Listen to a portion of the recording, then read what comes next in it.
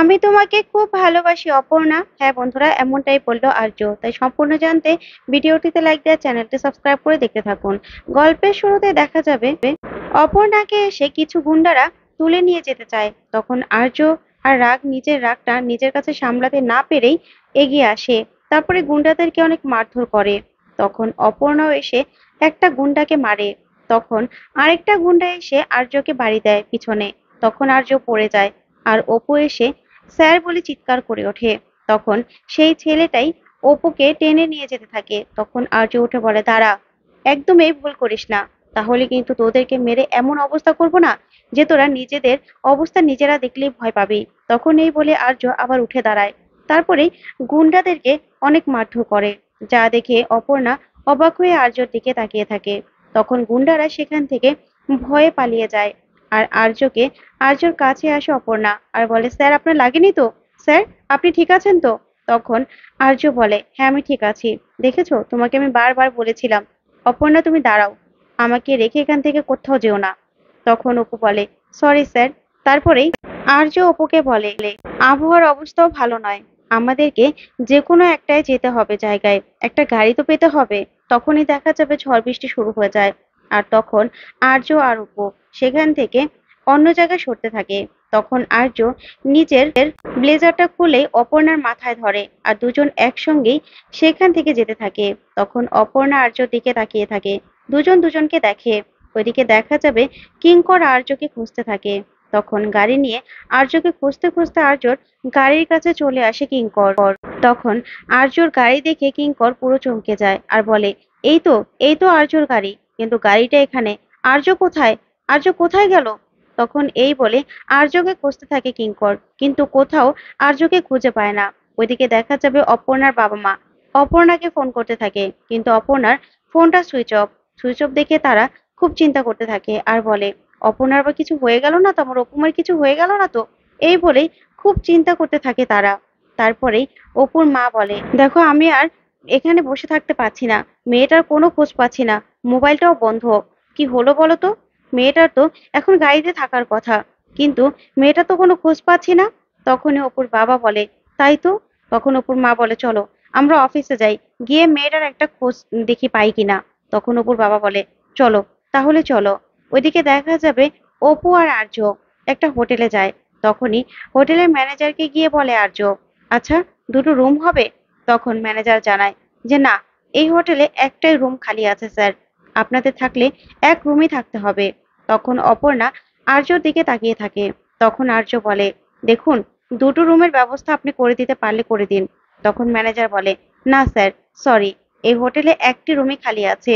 তখনই এই কথা শুনে আর্য আর অপর্ণা দুজন দুজনের দিকে তাকিয়ে থাকে। তখন আর্য ভেবে পায় না আর্য কি করবে। তখন আর্য বলে, ঠিক আছে, তাহলে একটি রুমই দিয়ে দিন। তখন একটি রুম নেবে বলে অপর্ণা অবাক হয়ে তাকিয়ে থাকে আর মনে মনে ভাবে, স্যার আমার সঙ্গে রাত কাটাবে? তখন এই ভেবে অপর্ণা অবাক হয়ে যায়।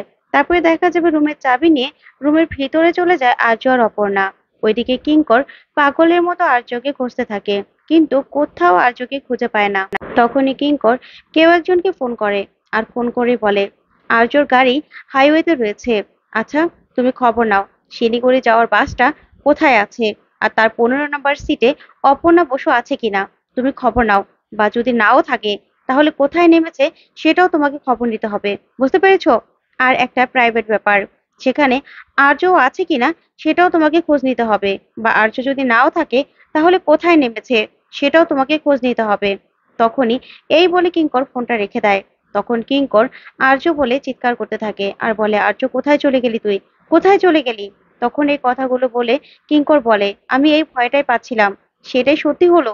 আমি এখন কোথায় খুঁজবো তোকে? কোথায় খুঁজবো? এই বলেই কিঙ্কর খুব চিন্তা করে। ওইদিকে দেখা যাবে অপুর বাবা আর মা অফিসে চলে যায়। তখন অফিসে গিয়ে বলে, কি গো, অফিস তো পুরো বন্ধ, এখানে তো কেউ নেই। তাহলে এখান দিয়ে তো গাড়ি আসা যাওয়া করে, এখন আমরা কার কাছ থেকে খবর নেব? তখনই সিকিউরিটি গার্ড এগিয়ে আসে। এগিয়ে এসে বলে, কাউকে খুঁজছেন? তখন অপুর বাবা বলে, হ্যাঁ, আমার মেয়ে অপু এখানে চাকরি করে, তাই একটু খোঁজ খবর নিতে আসছিলাম। তখনই সে সিকিউরিটি গার্ড বলে, এখন কার থেকে আপনারা খোঁজ নেবেন? কারণ এই অফিসে তো এখন কেউ নেই, সবাই তো এখন যে যার বাড়িতে। এখন তো আপনারা কারো থেকে কোনো খবর নিতে পারবেন না, আপনাদের কালকে আসতে হবে। তখনই অপুর বাবা বলে, হ্যাঁ গো সুমি, আমি তো এটা ভুলেই গিয়েছিলাম যে এত রাতে অফিসে কেউ থাকবে না। তাহলে কার থেকে আমরা খবর নেব বলো তো? মীরা ম্যাডামের ফোন নাম্বারটা থাকলেও আমরা খবর নিতে পারতাম। তখন অপুর মা বলে, সেটাই তো, কিঙ্কর স্যারের নাম্বারটাও তো নেই যে আমরা খবর নেব। আমার মেয়েটার কোনো বিপদ হলে না তো? না না, আমার না ভালো লাগছে না। মেয়েটা ঠিক আছে তো? তখন এই বলে অপুর মা খুব চিন্তা করে আর ঠাকুরের কাছে প্রার্থনা করতে থাকে যে ঠাকুর তুমি দেখো আমার মেয়েটার যেন কোনো বিপদ না হয়, আমার মেয়েটা যেন একদম ঠিক থাকে। এই বলে অপুর মা প্রার্থনা করতে থাকে। তারপরে দেখা যাবে সেখান থেকে ওরা আবার বেরিয়ে পড়ে। ওইদিকে অপর্ণা সোফার মধ্যে বসে বসে ঘুমিয়ে পড়ে আর আর্য খাটের উপরে। তখন আর্য অপর্ণার দিকে তাকিয়ে থাকে আর খুব কষ্ট পেতে থাকে। তারপরে আস্তে আস্তে আর্য নেমে আসে, নেমে এসে অপর্ণার দিকে তাকিয়ে থাকে। ওইদিকে অপর্ণার চুলগুলো অপর্ণার গালের কাছে ছিল আর অপর্ণা ঘুমিয়ে আছে। তখন আর্য চুলগুলো সরাতে গিয়েও সরাতে পারে না। তখন আর্য অপর্ণার কাছে বসে আর বসেই বলে ওঠে, আমি যে আমার মনের কথাগুলো কিছুতেই বলতে পারছি না। তবে অপর্ণা, আমি তোমার কাছে হেরে গেছি, হেরে গেছি আমি তোমার কাছে। আমি সত্যিই যে তোমাকে খুব ভালোবাসি, খুব ভালোবাসি আমি। কিন্তু আমি কি করে বলবো? কারণ তোমার বয়স বাড়ছে, তার থেকেও বেশি বেড়ে যাচ্ছে আমার বয়স। আমি যে তোমাকে এভাবে এভাবে দেখতে পারবো না অপর্ণা, দেখতে পারবো না। কিন্তু তোমাকে ছাড়াও যে আমি থাকতে পারবো না। তখন এই কথাগুলো বলেই আর্য কাঁদতে থাকে আর বলতে থাকে, I love you Aparna, I love you. ওইদিকে দেখা যাবে অপর্ণা অপর্ণা চোখ খুলে এই কথাগুলো শুনে খুব খুশি হয়ে যায় আর আর্যর দিকে তাকিয়ে থাকে। তখন আর্য মাথা নিচু করে কাঁদতে থাকে। ওইদিকে কিঙ্কর আর্যকে পাগলের মতো খুঁজতে থাকে, কিন্তু কোথাও আর্য খোঁজ পায় না। তখন মীরা কিঙ্করকে ফোন করে আর ফোন করে বলে, কিঙ্কর, এসআর এর কোনো খবর পেলে? তখন কিঙ্কর বলে, না, এসআর এর কোনো খবর এখনো পাইনি। তখনই মীরা বলে, কোথায় চলে গেল? ওই মেয়েটাকে তো দেখছি শিলিগুড়ি পাঠিয়েও কোনো শান্তি হলো না, শান্তি হলো না আমাদের। কি করব আমরা এখন? এসআর কে কোথায় খুঁজবে? তখন কিঙ্কর বলে, না, এসআর কে তো খুঁজে বের করতেই হবে, যে করে হোক এসআর কে আমাকে খুঁজে বের করতে হবে। এই বলে কিঙ্কর সব জায়গায় খোঁজ করতে থাকে। ওইদিকে যাকে ফোন করেছিল সেও কোনো খোঁজ দিতে পারে না। তখন কিঙ্কর বলে, কোথায় চলে গেলে এসআর, কোথায় চলে গেলে? ওইদিকে অপর্ণার বাবা মা অপর্ণার জন্য খুব চিন্তা করে।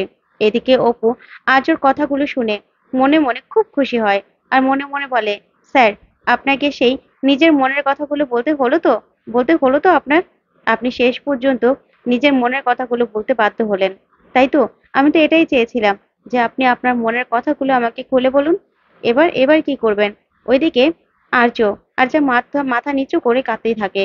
তো বন্ধুরা, এবার কি তাহলে অপর্ণা আর আর্য দুজন এক হতে পারবে? তোমাদের কি মনে হয় কমেন্ট করে জানাও। ধন্যবাদ।